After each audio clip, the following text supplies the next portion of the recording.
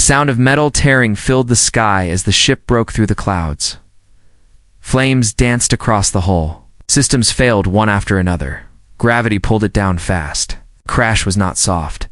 When he opened his eyes, everything was blurry. His ears were ringing.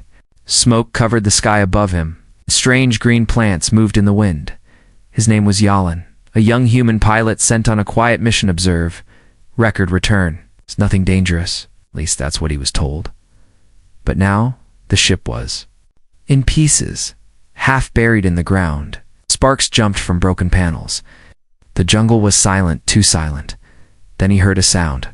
Breathing soft but steady. He turned his head and saw her. She was sitting against a tree, watching him.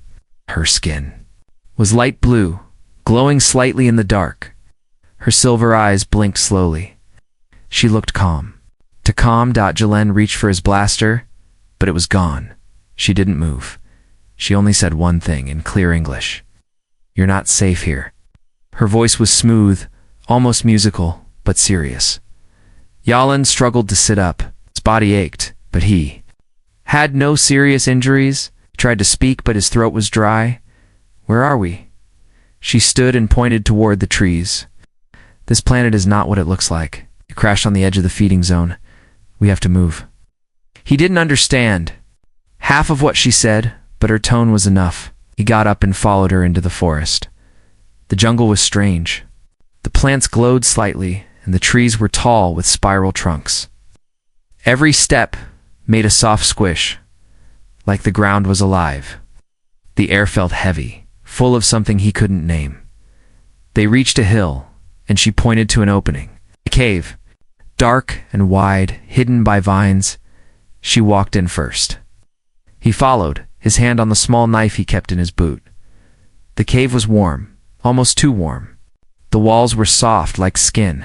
Dull red light came from deeper inside. He asked her, "Who are you?" She didn't turn around. "You can call me Arya. Are you the enemy?" She looked over her shoulder, a faint smile on her lips. "Not today." Deeper. Inside, the cave narrowed. The air grew thicker. Jalen's skin felt itchy. He could hear something now, a low sound, like a heartbeat, slow and deep. He asked, "What is that sound?" She didn't answer at first. Then she said, "It knows we are here." Before he could ask what it was, the entrance behind them closed. Vines twisted together, sealing it shut.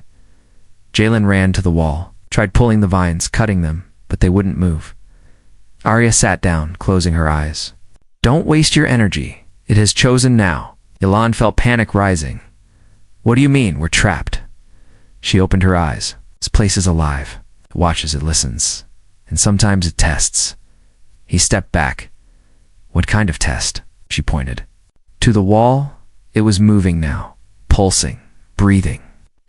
"It will try to divide us, but if we stay calm, it may let us go." Yalan heard something else then, a whisper not from her, not from anywhere clear. It was in his head. It said his name, then it said, "Give her to me." He froze. Arya looked at him carefully. "You heard it, didn't you?" He nodded. "What does it want?" She stood slowly, walking toward him. Her steps were steady. "It wants fear. It wants sacrifice, but we won't give it what it wants." Suddenly the cave shook. A deep growl echoed through the walls. From the far end of the tunnel, something crawled out, big, wet. Its skin was dark and full of eyes. Didn't run, it slit. Rain raised his knife, but Arya put her hand on his arm. "Don't fight." Not yet." The creature moved closer, its body blocking the red light behind it. Arya whispered, "I know a way out." "But it will demand something in return." Yalan asked, "What does it want?" She looked down at her leg. "It wants part of me." His eyes widened. "What are you talking about?" She looked calm again, almost too calm. "My leg will grow back. Yours won't. That's why I asked you to come with me." He shook his head. "You want me to cut off your leg?" Nodded slowly. "It's the only way the wall will open. It responds to pain. My kind can survive it." The creature hissed, and the cave pulsed faster. The heartbeat was rising. Yalan looked at her. She was not afraid, and then the wall behind her glowed. Red dot, it was opening, but only a little. only enough for someone who had paid the price. Asterisk, she didn't scream. Not once. Even when the blade touched her skin, even when her leg fell to the ground. Silver blood glowing softly beneath her. She stayed still like this wasn't the first time. Yalan couldn't believe what he had done. He dropped the blade. His hands shaking, heart racing, but she didn't look at him with pain or anger. She looked at him with understanding. Behind them, the wall of the cave pulsed once, twice, then opened fully, as if satisfied. But the creature didn't move. It stayed in the shadows, its many eyes blinking slowly, its mouth dripping with something that sizzled when it touched the ground. Jalen lifted Arya in his arms. She was lighter than he expected. It's almost like carrying light itself. They passed. Through the red tunnel, as the wall closed behind them like a wound healing shut. Now, they were in another chamber. It was even stranger than the last. The walls were smooth and dark, almost like glass. Symbols glowed on every surface, written in no language Yalan had ever seen. The air was thinner here, colder. He laid Arya gently. Against the wall, "I can't believe you just—" He started. She stopped him with a look. "I told you it would grow back." And it was. Right before his eyes, her leg was reforming, not bleeding. It's rebuilding like fast-growing vines in reverse. Muscle, skin, and bone all returning perfectly. Yalan stepped back, stunned. What are you?" She looked at her. Leg for a moment, then said softly, "Not what you fear, but not what you expect either." Before he could ask more, a sound echoed through the chamber. Not like before. Not the growl of the creature. This was a whisper. A voice. Ancient. Slow. But this time, it wasn't in his head. It came from the air itself. One has given. One has yet to be tested. They froze.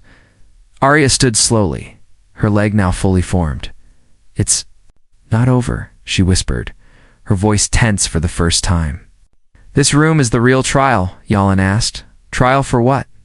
She looked around, her silver eyes scanning the glowing symbols.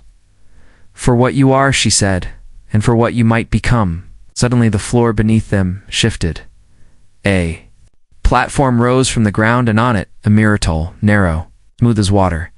But the reflection was wrong in the mirror. Yalan was alone. Arya was gone, and in his hand was the blade. He stepped closer. His reflection did too. Then the reflection smiled. But Yalan wasn't smiling. He backed away. "What is this?" Arya's voice came quiet. "It shows what the cave wants you to believe, not the truth, just fear twisted into shape." The voice returned, louder now. "Give us the truth, or become the lie."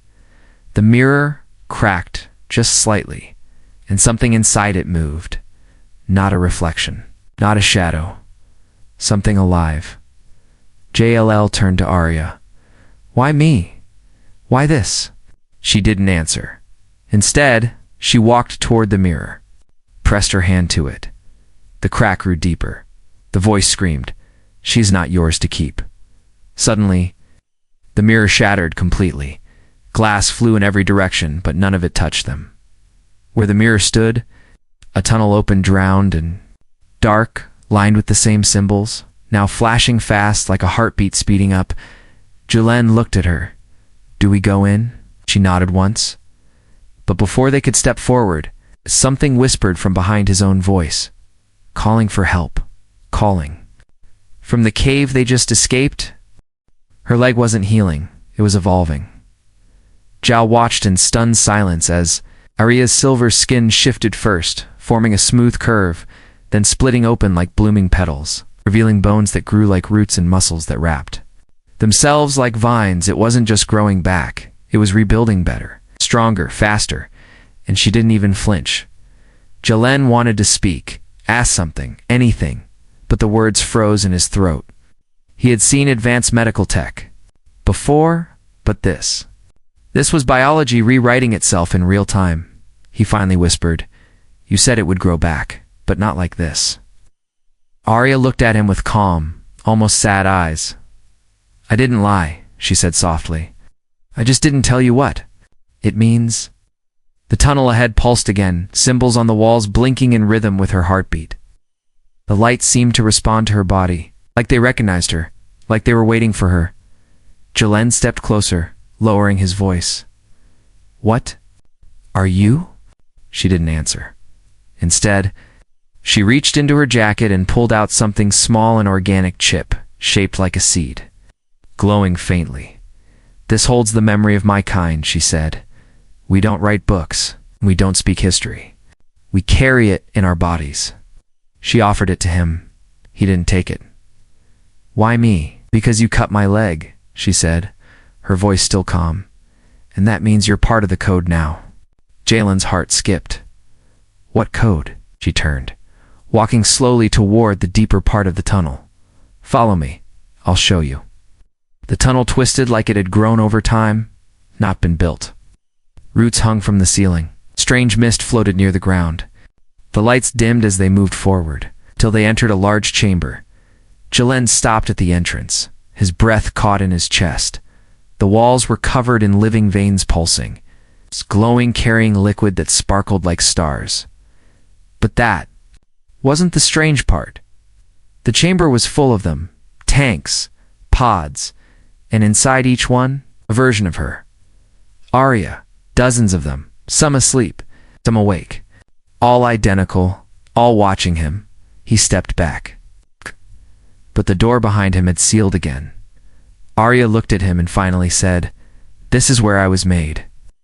Yalan stared at the tanks, his voice shaking. "You're a clone?" "No," she said. "I'm the original." He pointed at the others. "Then what are they?" She touched one of the pods, and the Arya inside blinked. "They're memories of who I used to be. Versions I left behind. Bodies that died. Bodies that changed." Yalan whispered, "How many times have you died?" Arya didn't answer. Instead, one of the pods hissed open, mist poured out, and a clone stepped forward. This one was younger. Her eyes were not silver. They were dark human. She looked directly at Jalen, and then she said his name. "Jalen, you left me behind. Why did you do it?" His blood ran cold. Arya grabbed his arm tightly. "That's not real," she said. "That's a memory of the cave. Pulled from your mind." Yalan tried to step away, but the clone moved with him, speaking in the same voice as someone he once knew. "Someone he lost," the chamber whispered. "One truth leads to pain. One lie leads to peace. Choose." Jalen looked at Arya. She was calm again, but this time, her eyes were not sad. They were scared. He had never seen her scared before. That's when he realized this place wasn't testing her anymore. It was testing him. Asterisk pain doesn't always make a sound. Some sacrifices are silent. She didn't scream when he cut her leg. She didn't cry when it grew back.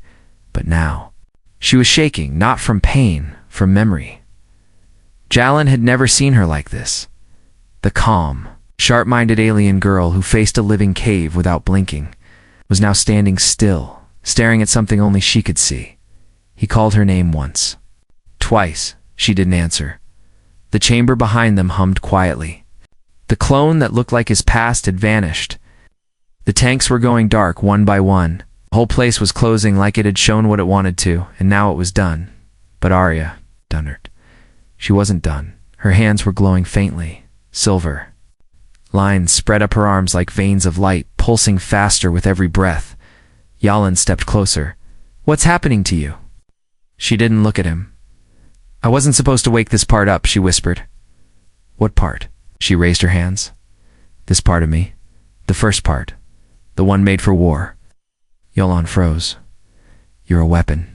She finally looked at him, and her eyes had changed. It's not silver anymore. They were white, bright white, too bright to be human. "The cave didn't want pain," she said quietly. "It wanted memory. It wanted me to remember who I really was." Yalan felt the air change thinner, electric, like a storm was building inside the walls. He whispered, "Then what now?" She walked past him, slowly, each step heavier than the last. "I came here to destroy this place," she said. "I just didn't know I would have to destroy myself first." Suddenly, the chamber walls split open. revealing a deeper core one pulsing with massive energy. It's like a living engine. Inside that core was something floating, a crystal. And inside the crystal was another Arya. Asleep, unchanged, perfect. Jalen. Couldn't move. The real Arya was walking toward it, like she knew what to do, like she had waited years for this. This was my first form, she said. The one they locked away. The one that couldn't be controlled. Yalin shouted, then let it stay locked. She stopped. No, she said, because if I don't release her, you die. Earth dies.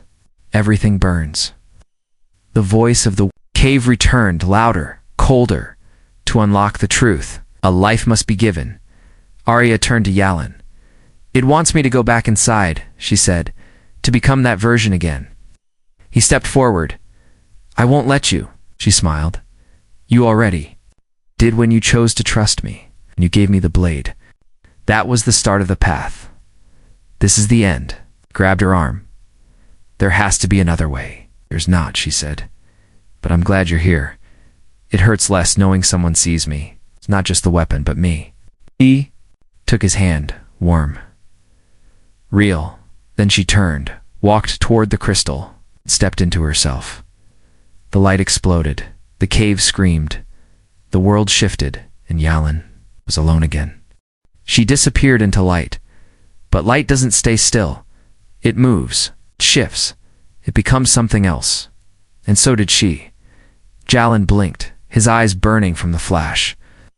The silence that followed was too perfect, like sound itself had been erased. The chamber was empty now.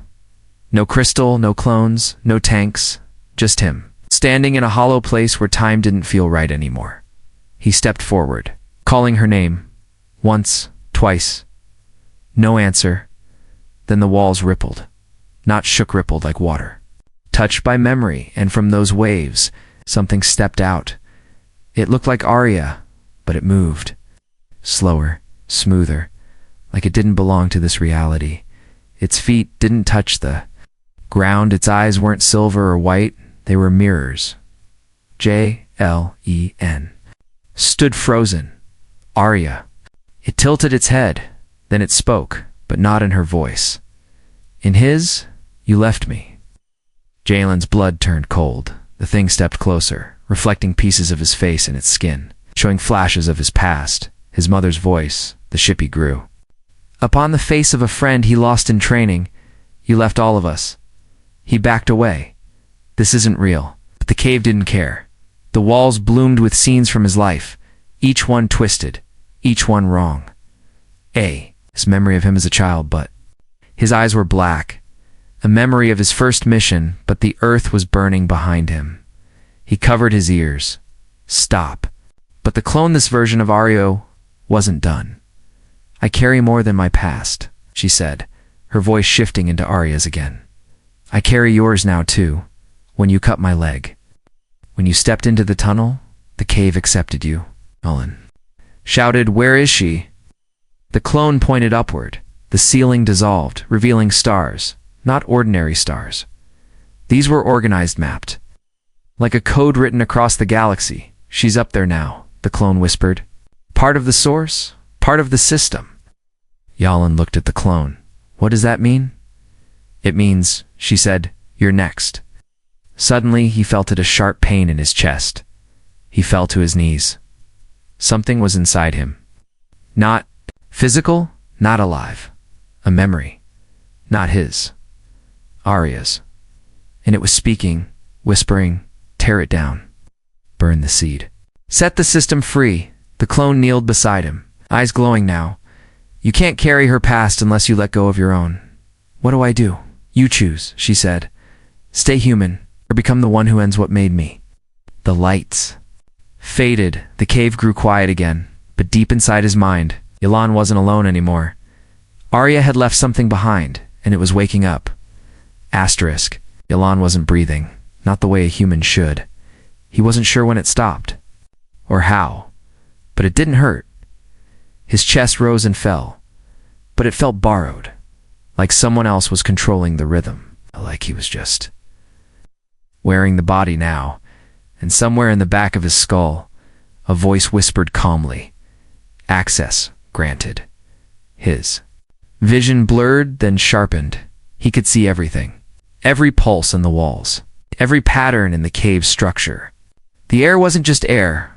It was coated, filled with invisible threads of data. The planet itself was a machine, but not man-made. Not even alien-made. Arya-made. He looked at his hand. Veins shimmered faintly with silver light. Her memory had entered him, but it wasn't just memory. It was command code. A piece of her was now inside him, alive, aware, and connected to something far bigger than he could imagine. He wasn't just part of the system now. He was its key. Then came the voice. Not Arya, not the cave. A third voice, cold, measured, familiar. Subject J147, genetic sync confirmed. Human biological trigger identified. He spun around. There was no one there, just a wall. And then the wall stepped forward. A figure peeled out of it like shadow becoming flesh tall, expressionless, covered in armor that pulsed with the same silver lines now glowing in Jalen's skin. "I don't know you," Jalen said. The figure tilted its head. "I was created from the memory of you, the version she remembered most clearly, before she trusted you, before Arya," Jalen whispered. The figure nodded. "She locked her original protocol inside you the moment you picked up the blade, the moment you heard her." Jalen stepped back. "It wasn't like that." "She told me to, yes," the figure said. "Because that was the only way to wake the lock." Yalan felt it again, that same ache in his spine, not pain. Access. "Why me?" he asked. The figure replied, "Because your DNA holds something ancient, something her kind could never replicate. The last strand of an old war they tried to erase." Jalen's voice trembled. "What strand?" "Empathy." Silence fell. Then the chamber opened behind him. What he saw made him fall to his knees. It was Earth hanging in space, but not present day. Earth, this was a projection of its future, burning, splitting apart, not from bombs, from within, like something inside the planet was eating it alive. He turned to the figure. "What am I supposed to do?"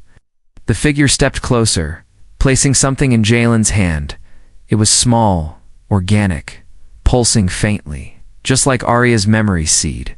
"You choose," it said. "Unlock what she gave you, and you become the weapon Earth needs. And if I don't..." The walls shook. A faint signal blinked across the image of Earth. Distress beacon. "Received planetary breach in progress." The figure began to fade. "Time is short, Yalan." And then it was gone. Alone again, Yalan stood in the light of his burning homeworld. Arya's voice echoed in his chest. Not in words, just feeling. Pain, duty, hope, and the faintest whisper, "This is why I needed you." It didn't feel like a cave anymore. It felt like a choice.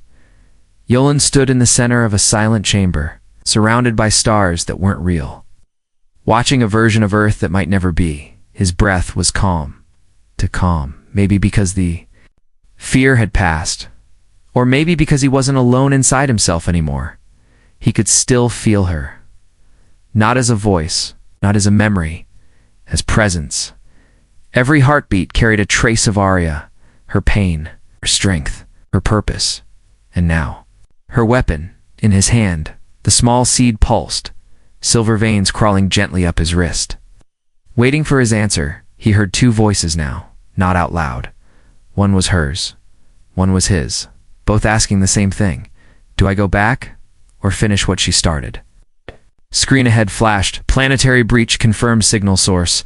Earth, Southern Hemisphere status. Overrun, he stared at the blinking message.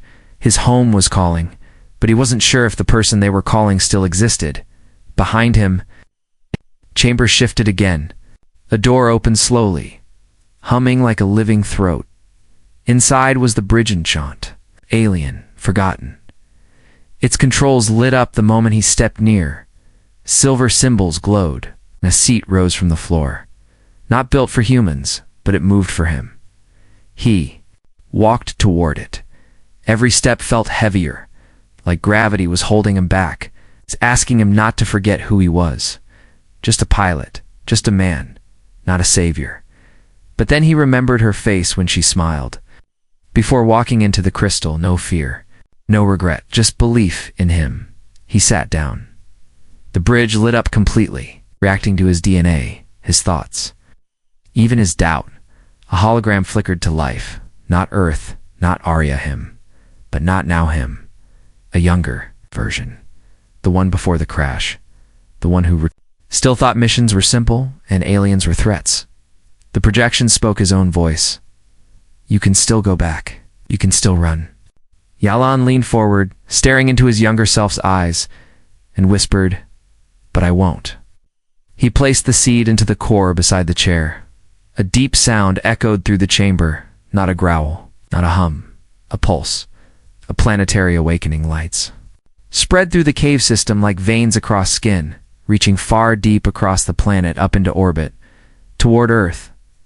And then, Ria's voice returned. Just one sentence, not from memory. Real, alive, present. I knew you'd stay. Stars opened, the planet moved, and Yalone became the key.